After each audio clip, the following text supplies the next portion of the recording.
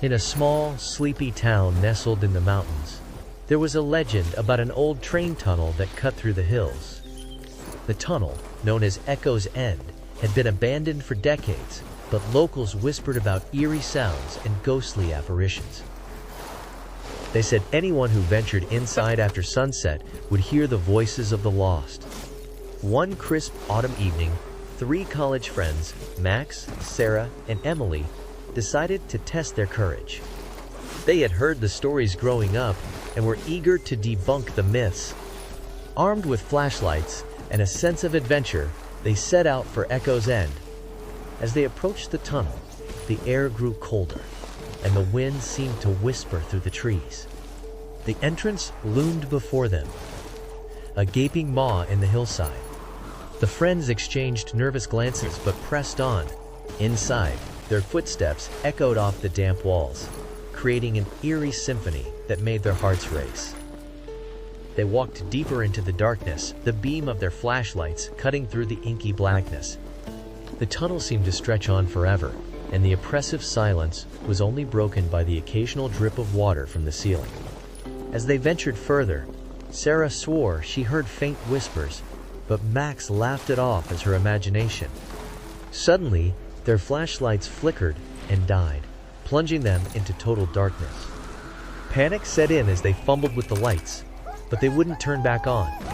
Just as they were about to turn back, a soft, eerie glow appeared ahead of them. It was a faint, ghostly light that seemed to beckon them forward.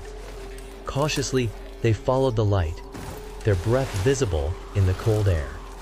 The whispers grew louder, clearer, until they could make out words. "Turn back," the voices seemed to say. "You don't belong here." Emily, now visibly shaken, urged them to leave, but curiosity pushed them onward. The glow led them to a small alcove, where an old, rusted railway cart sat abandoned. On it was an ancient, weathered journal. Max picked it up and opened it, revealing pages filled with the scribbled notes of a long-lost train conductor. The last entry sent chills down their spines. It described how the train had derailed inside the tunnel, trapping the conductor and passengers forever.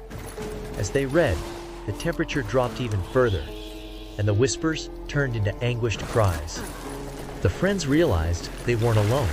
Figures began to materialize around them, transparent and mournful. The spirits of the lost passengers reached out, their faces etched with sorrow and pain. Terrified, the friends dropped the journal and ran, the cries of the spirits echoing behind them. They sprinted through the tunnel, the exit seeming impossibly far away. Just as they thought they couldn't go any further, they burst out into the night air, gasping and shaking. They looked back at the tunnel, now silent and dark once more.